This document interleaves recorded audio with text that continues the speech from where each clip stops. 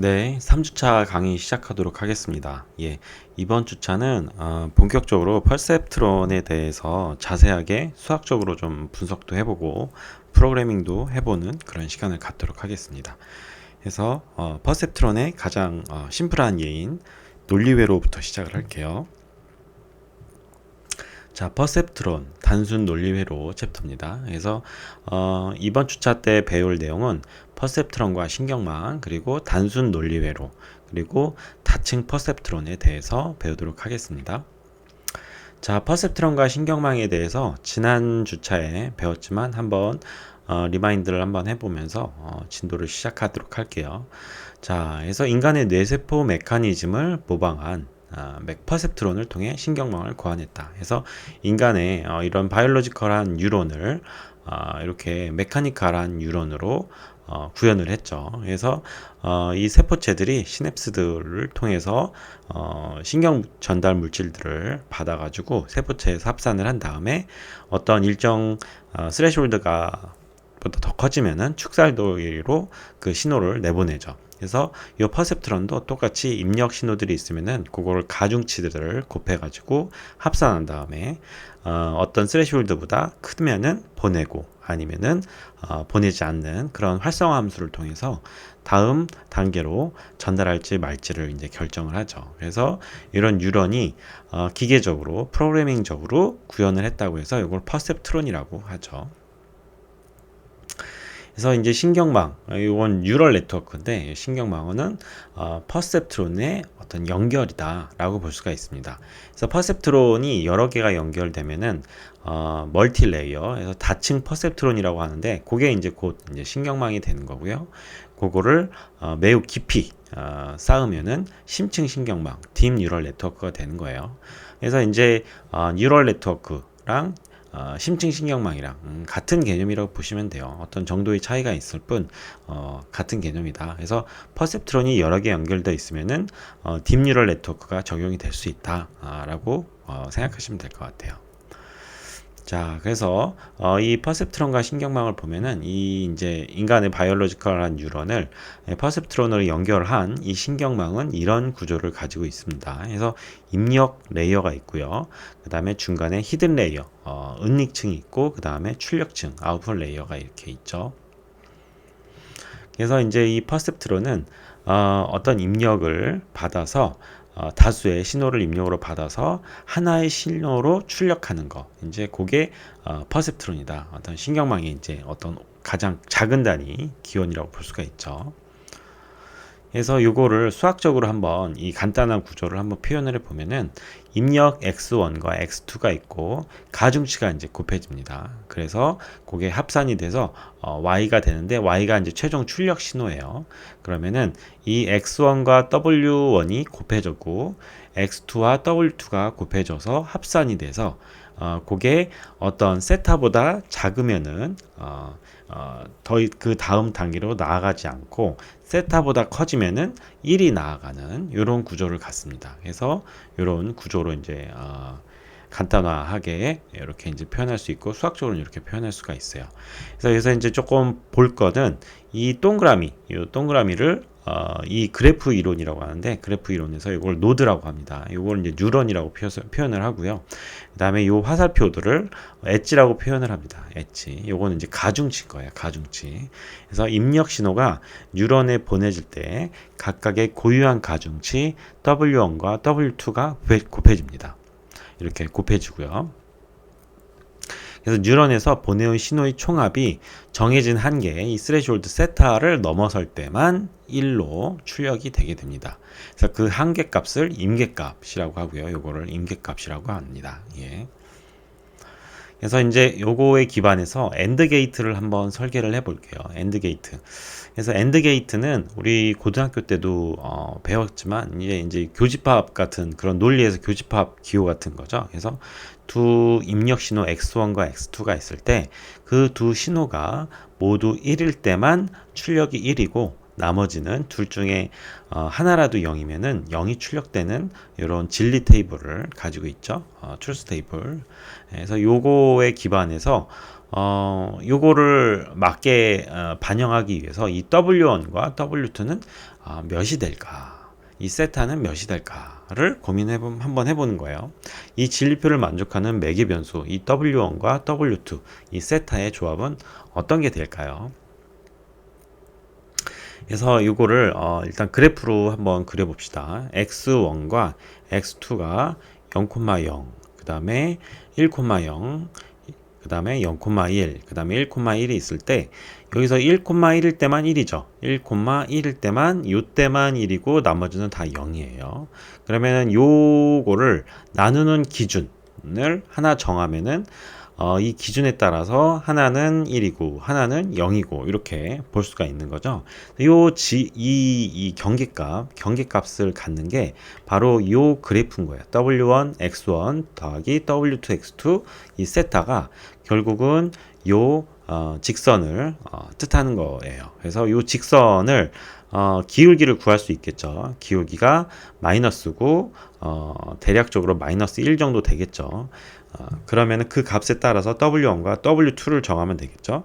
그래서 요거를 만족하는 W1과 W2 세타의 조합은 몇 개가 될까요? 예, 무수히 많겠죠.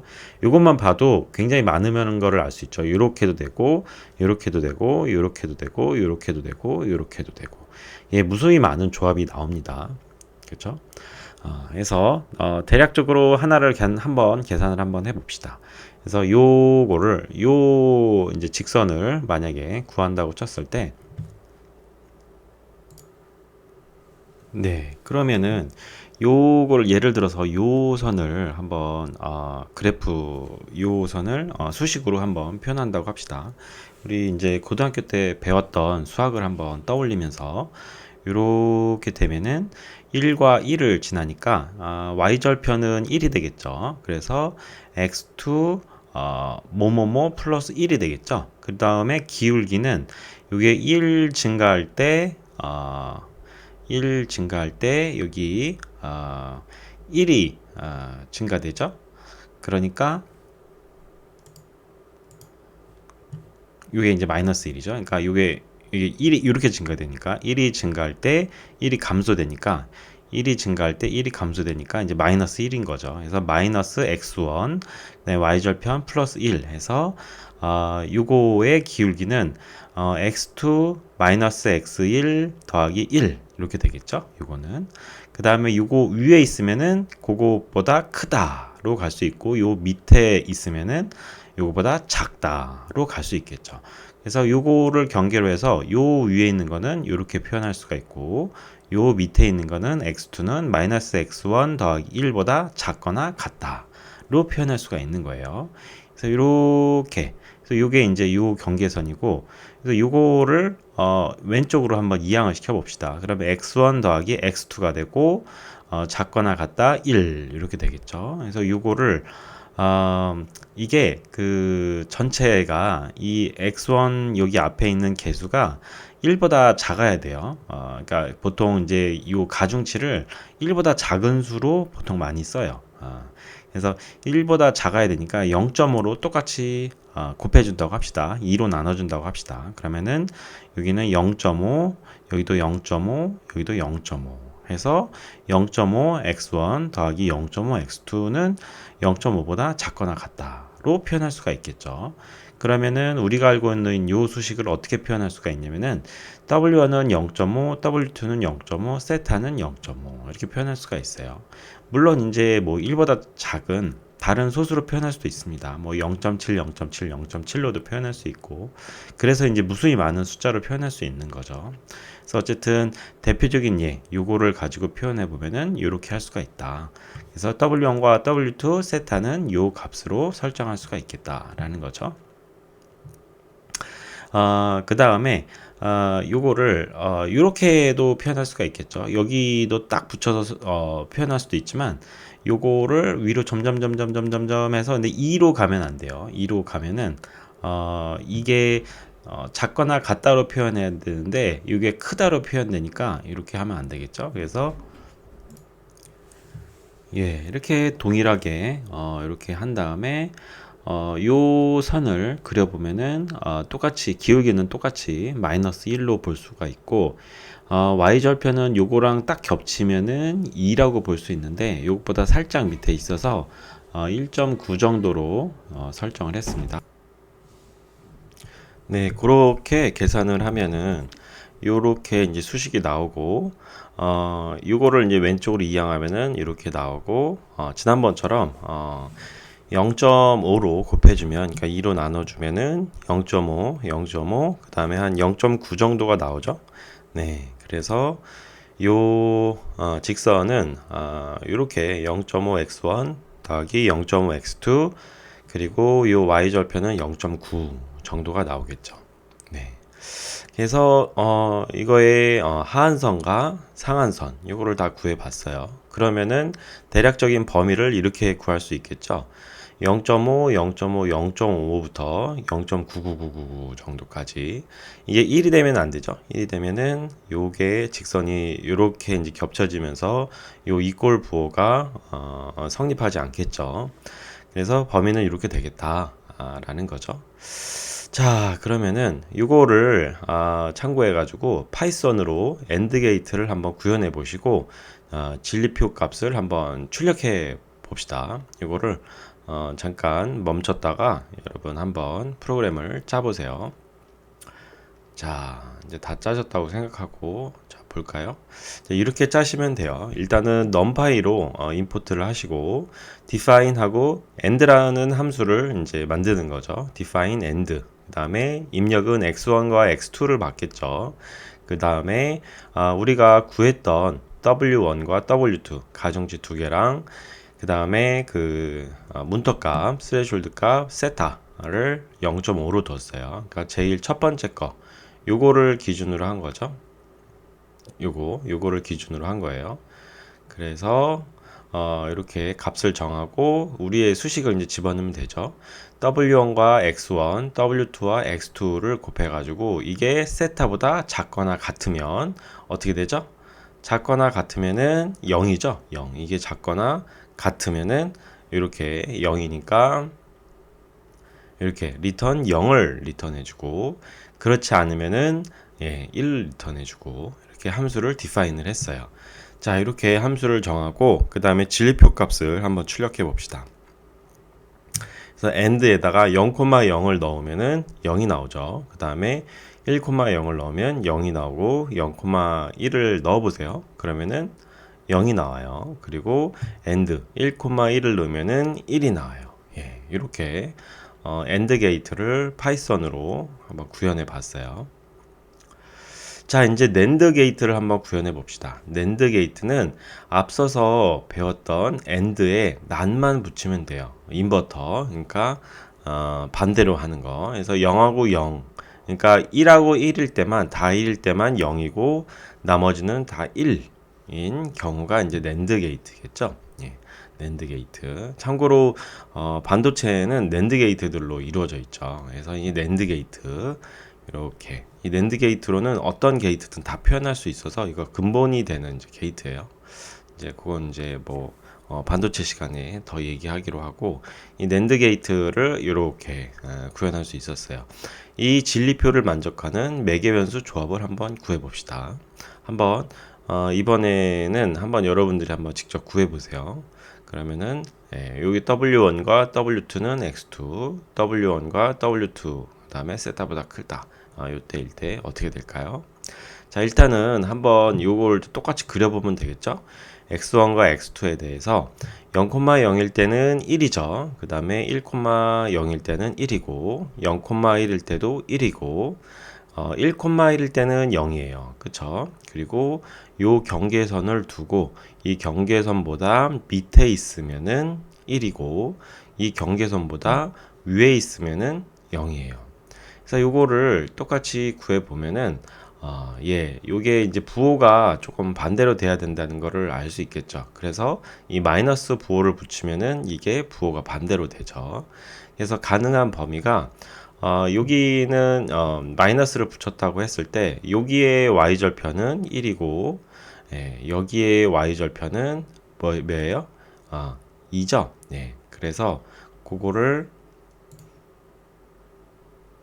동일하게 이쪽에도 적용해보면 2고, 그래서 그거를 2로 나눠주면은 여기는 1이었고 여기는 2였으니까 여기는 0.5 정도 되고 여기는 1 정도 되겠죠. 그래서 이게 마이너스 0.5 마이너스 1이 된 거예요. 근데 여기는 마찬가지로 이꼴 부호가 포함이 되니까 이게 이제 포함이 되면 안 되니까 요거보다 살짝 위에 있는 0.51을 기준으로 한 거예요. 그래서 이렇게 계산해 보면은 이렇게 됩니다. 그래서 동일하게 이렇게 이제 가중치와 문턱값을 구했으니까 프로그램을 한번 짜봅시다. 그래서 여러분들 아까 전에 AND 게이트 하셨던 것처럼 파이썬으로 NAND 게이트를 한번 구현해 보시고 진리표 값을 한번 출력해 보세요. 자, 잠시 멈췄다가 다 하셨을 거라고 생각하고 한번 봅시다.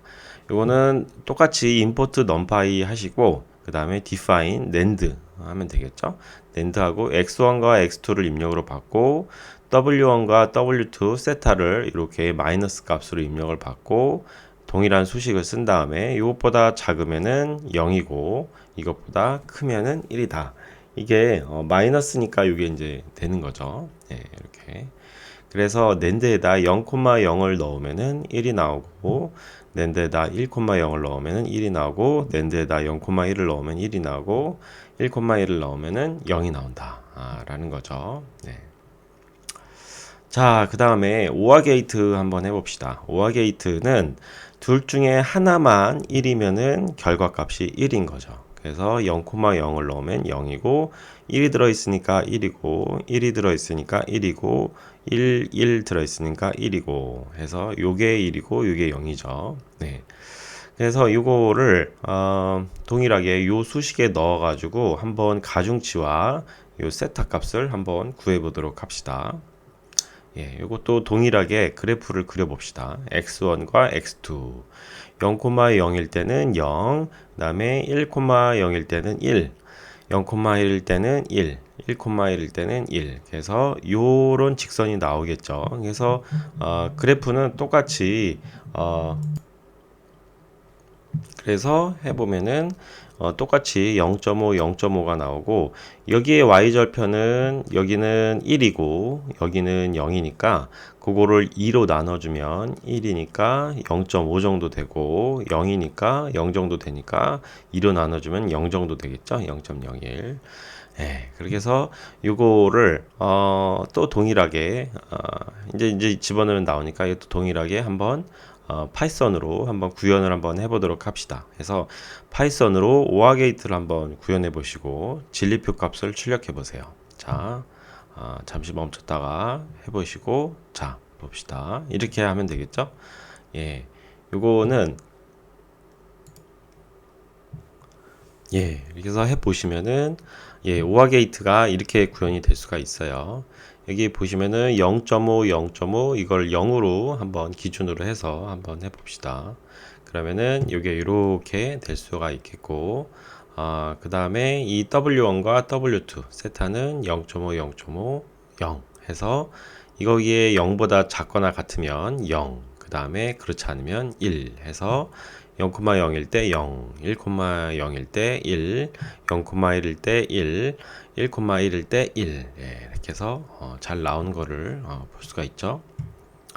자, 그러면은 여기에 이제 편향값을 도입을 해서 한번 적용을 해 봅시다. 앞에 가중치 합에 편향 b를 도입해서 표현력을 증대하는 방법이에요. 그러니까 이게 b가 보시면은 이 세타가 있죠. 이 세타가 사실은 어떤 값일지 모르는데 이걸 계속 오른쪽에 두기가 좀 불편해서 이거를 치환을 합니다. 이걸 뭘로 치환을 하냐면은 마이너스 b로 치환을 해서 이걸 왼쪽으로 이항을 해요. 이렇게 이항하고 오른쪽은 일정한 값 0으로 만들어 둡니다.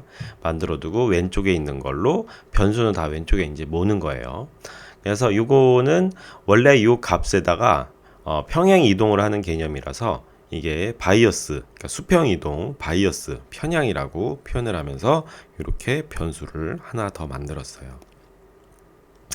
그래서 이제 이렇게 요게 이제 일반적인 형태예요. 우리도 중고등학교 때 함수의 형태를 정의하면은 y는 ax 더하기 b 뭐 이렇게 표현을 하잖아요. 그 다음에 뭐 2차 방정식은 ax 제곱 더하기 bx 플러스 c 뭐 이렇게 일반적으로 이렇게 표현하는 것처럼 이것도 일반적으로 이렇게 표현을 하면서 상수 텀을 붙이고 오른쪽은 그냥 0으로 일정하게 만들었어요.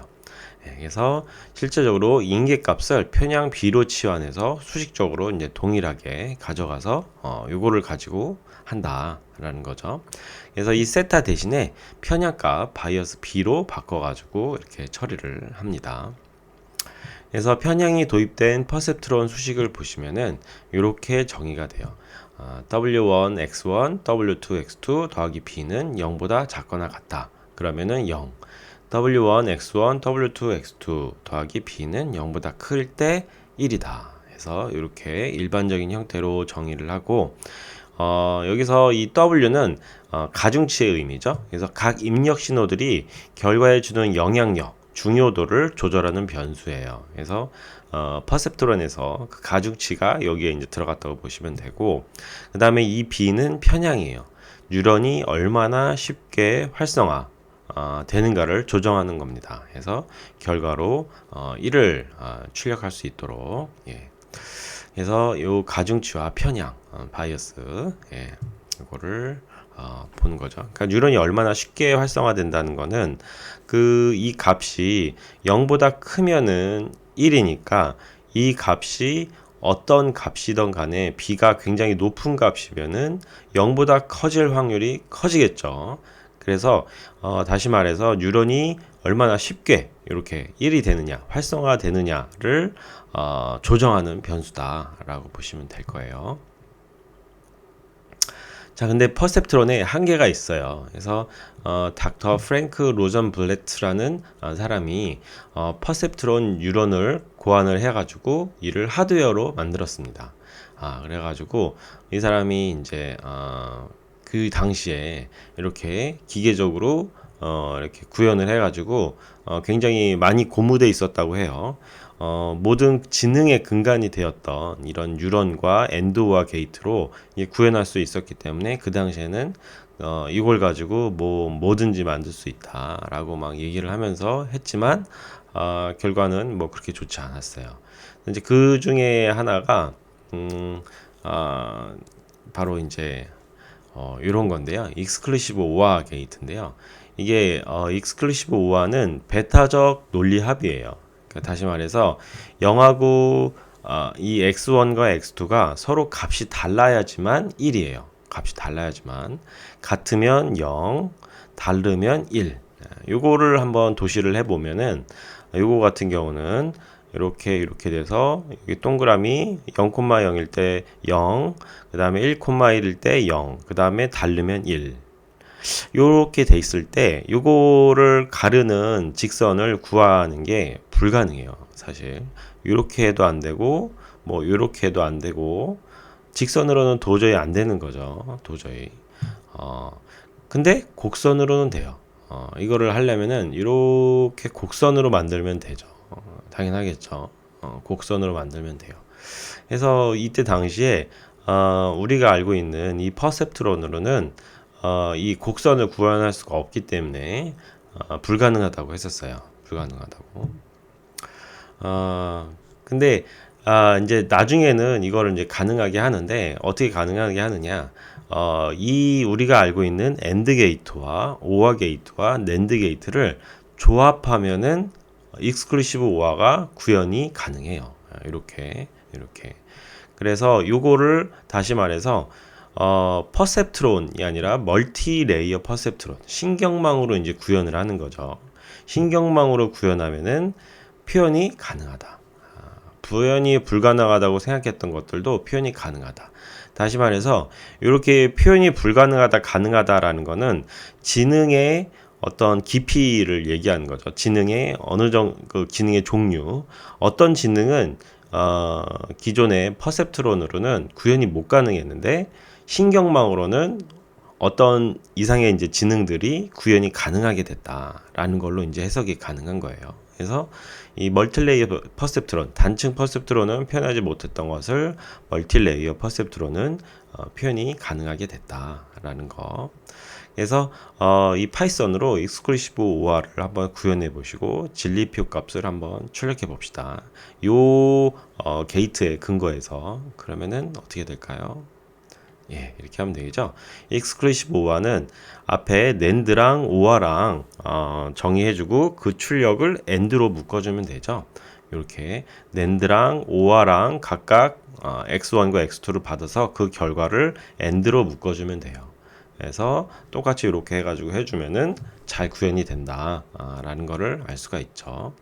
예, 그래서 여기에 이 계단함수까지 이제 한번 적용을 해봅시다. 그래서 이렇게 해보고 0, 0 하고 여기에 보면은 0보다 작으면은 0이고 0보다 크면은 1이 되죠. 요게 계단함수예요. 계단함수. 그래서 어떤 x 값이 이렇게 도메인이 있는데 x 값의 도메인이 0보다 작으면은 0이고 그 다음에 0보다 크면은 1이고 해서 이 계단함수로 요거를 바꿔서 표현할 수가 있어요. 지금 요게 이제 케이스 바이 케이스로 이렇게 구현이 되어 있는데 요거를 함수 하나로 치환하면은 되게 간단하게 표현할 수가 있겠죠. 그래서 이것도 퍼셉트론에 이렇게 표현할 수가 있어요. W1, W1, W2, X1과 X2를 W1과 W2로 가중치를 해서 합하고 그 판양까지 다 합한 A 값이 있는데 요거를 활성화 함수를 통과시켜서 최종적인 Y 출력을 얻어낼 수가 있다라는 거죠. 그래서 요거 함수를 계단 함수, 스텝 펑션이라고 그래요. 스텝 펑션. 이것도 활성화 함수의 일종이에요.